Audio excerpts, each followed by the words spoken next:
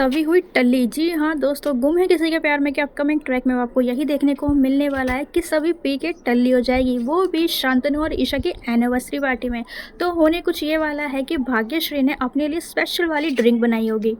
उस ड्रिंक को गलती से सभी पी लेगी कोल्ड ड्रिंक समझकर, और पहुंच जाएगी शांतनु और ईशा की एनिवर्सरी पार्टी में, और वहां जाके बहुत बड़ा हंगामा करने वाली है।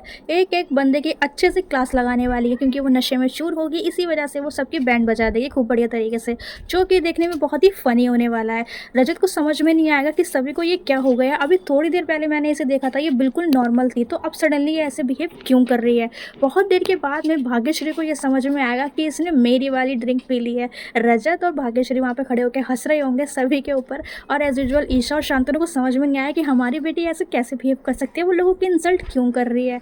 वो लोग काफ़ी ज़्यादा कंफ्यूज होंगे सभी के इस बिहेवियर को लेकर भी। ये सब कुछ चल रहा होगा तो वहाँ पे भैया हरिणी की सास ना आए तो ऐसा तो हो नहीं सकता, क्योंकि हंगामा तो वही करती है ना हर बार।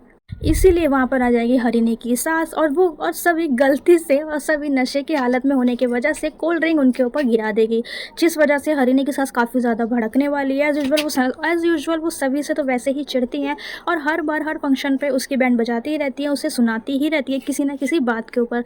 इस बार भी वो उसे उल्टा सीधा सुना रही होंगी, और सिर्फ इतना ही नहीं, वो उसे 2 शादियां टूटने के ऊपर ताना भी मारेंगे। और जैसे ही रजत ये बात सुनेगा, वो बिल्कुल भी बर्दाश्त नहीं करेगा। वो वहाँ पे उन्हें रोकेगा, और अपनी बीवी सभी का साथ देगा, और उन्हें ये धमकाते हुए नजर आने वाला है कि आप ये मत भूलिए कि ये मेरी बीवी है। इससे गलती से आपकी साड़ी ख़राब हो गई है, जिसके बदले में ये आपसे माफ़ी भी मांग रही है। और अगर आपको ये नहीं जमता है तो मैं खुद आपसे माफ़ी मांगने को तैयार हूँ। लेकिन अगर कोई इंसान अगर आपसे माफ़ी मांगा करे ना, तो उसे माफ़ कर दिया करो। हर बार हर फंक्शन में आके तमाशा करना ज़रूरी नहीं होता है। वो वहाँ पे मिलियन से भी सॉरी बोलेगा कि वो उसकी माँ से इस तरीके से बिहेव कर रहा है, लेकिन वो ये साफ साफ कह देगा कि सभी मेरी बीवी है, और खबरदार जो किसी ने मेरी बीवी के साथ किसी भी तरीके की कोई भी बदतमीज़ी की, मैं ये बर्दाश्त नहीं करूँगा।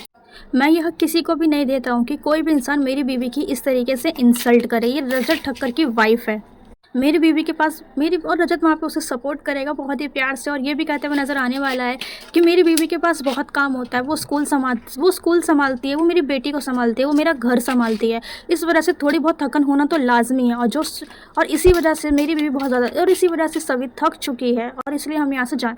और सिर्फ इतना ही नहीं, रजत वहाँ पे हरिणी की सास को ये भी कह देगा कि आइंदा मेरी बीवी से इस तरीके से बात करने से पहले 2 बार सोच लेना, और वहाँ से अपनी सभी को लेकर चला जाएगा।